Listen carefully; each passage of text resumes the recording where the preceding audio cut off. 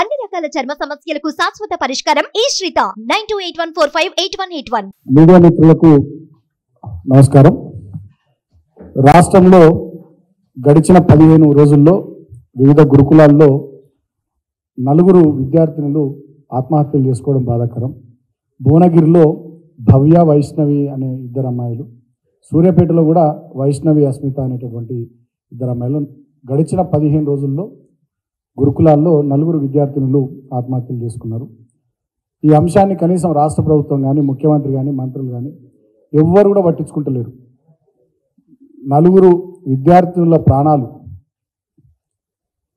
వాళ్ళు ఆత్మహత్యలు చేసుకొని బలైపోతే అసలు వీటికి కారణమేంది, దీని వెనుక ఎవరున్నారు?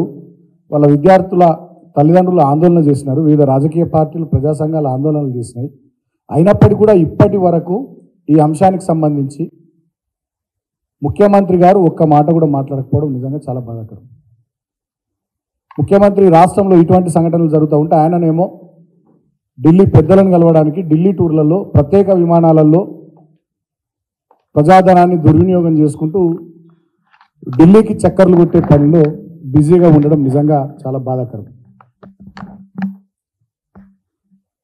అదేవిధంగా గడిచిన కొన్ని రోజులుగా రాష్ట్రంలో పరిణామాలు గమనిస్తే ఎన్నికల సందర్భంలో వీళ్ళు ఇచ్చినటువంటి హామీలు అమలు చేసే ఉద్దేశం ఏమాత్రం వాళ్ళకి లేదన్నట్టుగా అర్థమవుతా ఉంది. వాళ్ళు ఇచ్చినటువంటి 420 హామీలు కానీ, 6 గ్యారంటీలు కానీ, వాటిలో ఇప్పటి వరకు అమల్లోకి తీసుకొచ్చింది కేవలం ఒకటి ఉచిత బస్సు. మహిళలకు ఉచిత బస్సు అన్నారు. మీదికి కూడా మహిళలకు ఉచిత బస్సు ప్రయాణం సౌకర్యం కల్పించి ఒక హామీని నిలబెట్టుకున్నామని కాంగ్రెస్ పార్టీ, ముఖ్యమంత్రి వీళ్ళందరూ చెప్తున్నారు. కానీ చాలా గ్రామాలకు ఆర్టీసీ బస్ సర్వీసులు రద్దు చేసిరు, తగ్గించారు. అదేవిధంగా 6 గ్యారంటీల్లో మిగిలినటువంటి ఒక్క పథకాన్ని కూడా, 420 హామీలకు సంబంధించినటువంటి ఒక్క పథకాన్ని కూడా అమలు చేయకుండా ఢిల్లీకి చక్కర్లు కొట్టే పనిలో ముఖ్యమంత్రి బిజీగా ఉన్నాడు. పార్లమెంట్ ఎన్నికలకు కాంగ్రెస్ పార్టీకి, ఢిల్లీకి ఏఐసిసి పెద్దలకు సంచులు మోసే పనిలో ముఖ్యమంత్రి, మంత్రులు బాగా బిజీగా ఉన్నారు. ఇలా ప్రత్యేక విమానాలలో మరి ఎన్ని సంచులు పోతున్నాయో ఏందో ఇవాళ రాష్ట్ర ప్రజలు కూడా ఆలోచన చేయాల్సిందిగా నేను కోరుతా ఉన్నా. ఇవాళ వీళ్ళు శ్వేతపత్రాలు విడుదల చేస్తూ ఉన్నారు అసెంబ్లీ వేదికగా. సరే, మా నాయకులు చాలా గట్టిగా, ధీటుగా సమాధానం చెప్పి వాళ్ళ తప్పుడు ప్రచారాన్ని, దుష్ప్రచారాన్ని, అర్ధసత్యాలను, అసత్యాలను సమర్థవంతంగా అసెంబ్లీ వేదికగా మా నాయకులంతా తిప్పికొట్టడం జరిగింది. మా హరీష్ రావు గారు కానీ, మా కడియం శ్రీగారు గారు కానీ, మా పల్లా రాజేశ్వర రెడ్డి గారు కానీ, మా కేటీఆర్ గారు కానీ, మా జగదీశ్వర్ రెడ్డి గారు కానీ, మా నాయకులంతా కూడా చాలా సమర్థవంతంగా వాళ్ళు చేస్తున్నటువంటి తప్పుడు ప్రచారాన్ని అసెంబ్లీ వేదికగా తిప్పికొట్టడం జరిగింది. నేను ఒకటే మాట అడుగుతున్నా, ఇవాళ ఈ ముఖ్యమంత్రికి వీళ్ళు ఇచ్చినటువంటి హామీలు, 6 గ్యారంటీలు, ఎన్నికల మేనిఫెస్టోలోని అంశాలు, వీటితో పాటు ఎన్నికలకు ముందు వీళ్ళు ఇచ్చినటువంటి మహిళా డిక్లరేషను, యూత్ డిక్లరేషను, మైనారిటీ డిక్లరేషన్లకు సంబంధించి ఏమన్నా ఒక్కటన్నా అమలు చేసే ఆలోచన ఉందా లేదా? ఇవాళ ముఖ్యమంత్రి ఆయన పనితీరు, ఆయన మాటలు, ఆయన పద్ధతి చూస్తే మాకైతే చాలా అనుమానాలు వస్తూ ఉన్నాయి. ఇప్పుడు మళ్ళీ ఏదో కొత్త వార్త వస్తూ ఉంది, త్వరలో ఎన్నికల షెడ్యూల్ వస్తుంది, పార్లమెంట్ ఎన్నికల షెడ్యూల్ వస్తుందని చెప్పి తెలుస్తూ ఉంది.